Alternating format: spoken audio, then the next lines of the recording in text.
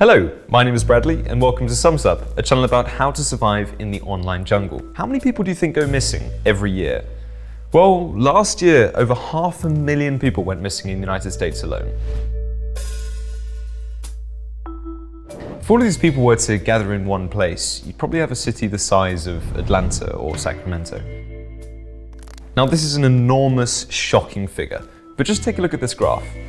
As it turns out, in 2021, it's a lot harder to actually disappear than, say, a quarter of a century ago. In 1996, 980,000 people never returned home. That's actually double today's figure. Why? Well, the answer is actually quite simple. Nowadays, we leave much more of a trace, and by and large, it's thanks to these things. To show just how little privacy there is in our lives, I actually want to conduct a little bit of an experiment. I want to figure out how to disappear completely and never be found again.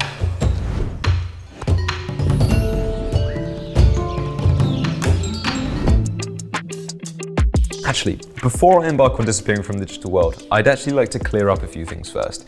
Number one, and most importantly, I'm not wanted by Interpol and I don't owe any money to the banks or to the mafia. I'm a normal Brit with a good reputation and my finances are fairly in order. It's just that the time has come to change my life entirely. So no, MI6 won't be chasing me once I disappear, and I won't be faking my own death. So I don't think the police will be that interested in me either. However, my family might actually hire a team of private detectives to hunt me down. And that's who I'm gonna be hiding from, the private detectives. Shit. In fact, if I were to disappear in Japan, for instance, there would actually be dozens of legitimate companies that would help me get the job done. Pretty strange. I mean, for a modest fee, they'd effectively help me move out in secret and come up with a new identity and biography. Every year, thousands of Japanese men and women vanish without a trace. Unfortunately, I'll be going this road alone, without the help of any backstreet Japanese agencies. And before the new me enters the world, I'll effectively have to erase as many traces of my former self as I physically can. All of us reveal countless amounts of data about ourselves, where we go, what we do, what we enjoy, as well as our wrongdoings. Practically everything that we've ever photographed, downloaded, supported, criticized, commented upon, or even ignored is actually reflected in our digital history. And one of the most important components here is that the data about us is actually publicly available via social media, and that's really easy to check. There's actually a website called Delete Me, and you can use this website to enter your full name and the city in which you reside. And in just a few minutes, you'll be met with a very unpleasant surprise. Now, the good news is that this check is basically free to conduct. The bad news is that, well, first of all, the data is no longer stored on social media platforms, blogs, or websites. Instead, it now resides in the databases of data brokers. You can request that a data broker deletes your data, right? But this process is long and difficult, and there are actually no guarantees that the data will actually be deleted from the systems. So with these two things in mind, I've actually chosen a different route. Now, I'm not going to be deleting my social media profiles or writing to data brokers. Instead, I'll actually be tainting my existing personal data. Basically, I'll dilute all of the information about myself with various kinds of spam, for instance. I will start adding absolute randomers to my friends list, and then I'll add the friends of those randomers, and then I'll start joining random groups on Facebook or cramming my bio with a range of inexplicable hobbies and interests. I'll also start reposting things that in no way reflect who I am or what I do, and I'll fill my photo galleries with faces of people who don't even exist, right? This is all effectively spamming my profiles. Of course, intelligence agencies would likely have the resources to determine which data about me is true and which data is fake. But that's not who I'm hiding from. Remember, an ordinary private detective would only have access to publicly available information, such as my social media profile, which I'm spamming heavily. And if you actually want to visualize how difficult it will be to delete your data from these social media platforms, well, backgroundchecks.org can help you with that. See, on this site, you'll basically see a list of the social media platforms where deleting your data will be the most difficult, if not impossible. And if you don't plan on disappearing, this site will give you something to consider next time you decide to create a new social media profile. So similar to what I did with my social media profiles, I'll be intentionally spamming my email. I can actually sign up to a large number of dating websites, for instance. Maybe I'll launch some free ads or create some websites on Tinder where I'll basically offer random stuff for really low prices. The point is that I'll be using my existing email as the contact in these endeavors. And before I truly disappear, I'll reply to as many of these resulting emails as I can to create this strange backlog of random emails, right?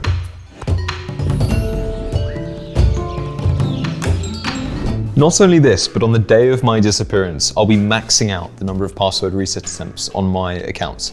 And additionally, I'll remove any recovery phone numbers or email addresses that are actually attached to them. I'll also change the answers to my recovery questions with absolute gibberish that is impossible to memorize either on my part or for anyone else to figure out. The idea here is to lock the door, take out the key, throw it in a lake, and forget about it forever. So let's talk about your favorite devices, right? Smartphones, laptops, and tablets. These guys can become your worst enemies as you try to escape from your former life. Let's start with my laptop. Now, regardless of how attached I may be to my old trusty notebook here, I am sadly going to have to leave it behind. My computer is effectively just as unique as any person on the planet. I mean, the processor, the hard disk, and memory cards are unique identifiers of the computer itself.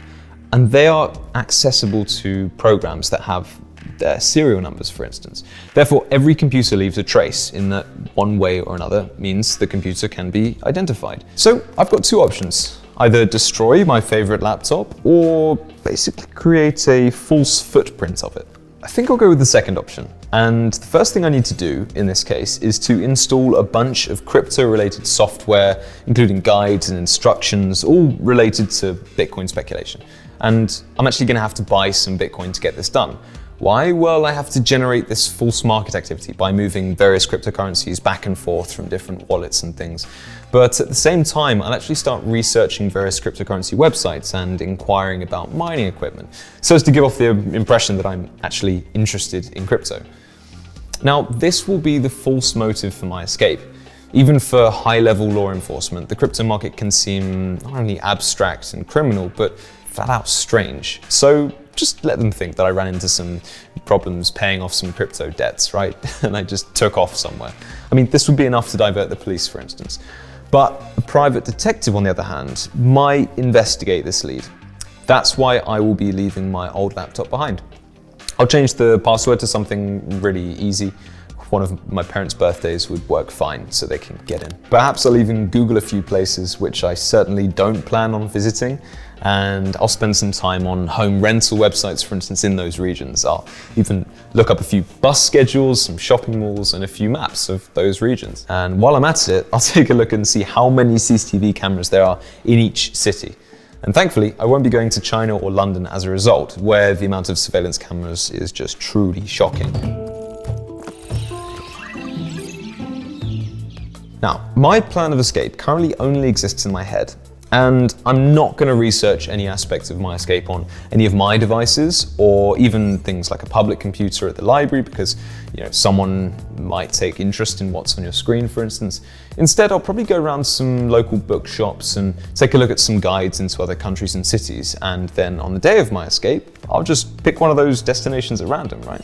Yes, randomness is indeed part of the plan here. Now, when it comes to my dear smartphone, I certainly have a lot of work to do before the day of my escape. I mean, first of all, I have to learn how to forget my phone regularly, both at work and at home. The reason for that is because telecom companies keep track of the movements of their customers. Therefore, when I'm walking around with my phone in my pocket, I'm being tracked constantly.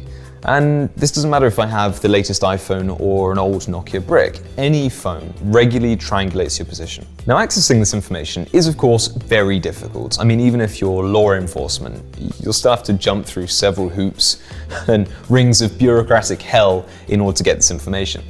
Nonetheless, anonymous cellular tracking data is commercially available, and all of this data is collected by these various applications installed on your phone, including maps and online shopping apps, for instance. Technically speaking, this data is indeed anonymous. However, if this data reveals a pattern, it is theoretically possible to trace it back to me personally. I mean, think about it, right? How many people in your building commute to the exact same place that you do every single day?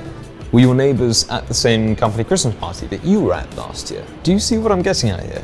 I mean, if you regularly visit the same 4 or 5 places, you're effectively creating a unique digital footprint, and this can be traced right back to you.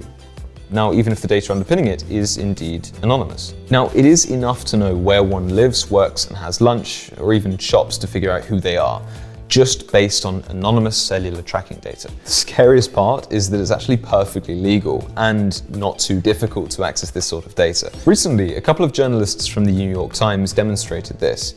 And obviously for the private detective hunting you down, accessing this data should be a piece of cake. Therefore, in the lead up to my escape, I'll have to follow one important rule. I'll have to regularly leave my telephone behind. And I'll actually use the time away from my phone to do kind of important stuff like regularly withdrawing small amounts of money from random ATMs around the city. But not too much at once, obviously, so as to not raise any red flags with the bank. So if I stick to withdrawing small sums at random intervals, I should be in the clear. Also, at some point while I'm away from my phone, I'll need to buy a simple old school cell phone. You know, the kind with actual buttons, right? And a new SIM card. But whatever I do, I cannot turn it on or even charge it. I can't even take out the phone from the box until I'm at least 200 miles into my escape. At no point ever should my old phone and my new phone be turned on at the same time in the same place. On the day of my escape, I will remove the SIM card and SD card of my phone and literally throw it into the nearest lake. If anything, the pond at the local park should suffice, or at the very least a dirty river might be all right as well. And then I'll take the SIM card and SD card and throw them into a sewer drain somewhere, right? No one's gonna find this.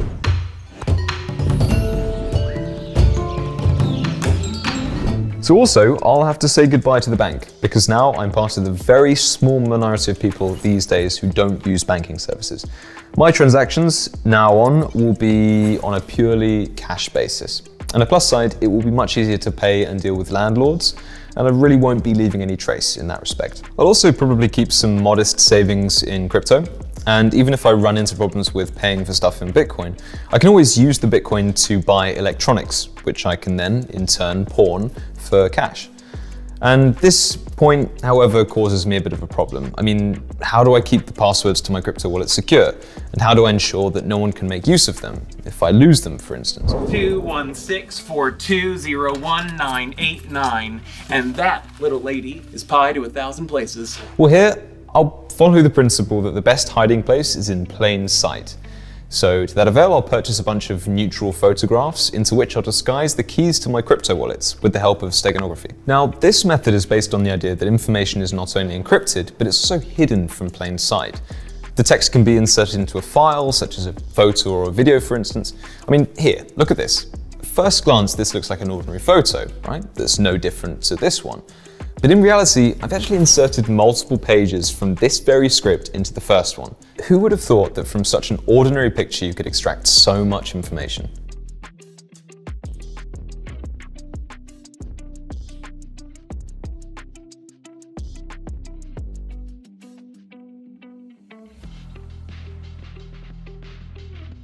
Now we are finding ourselves really at the dawn of a new world.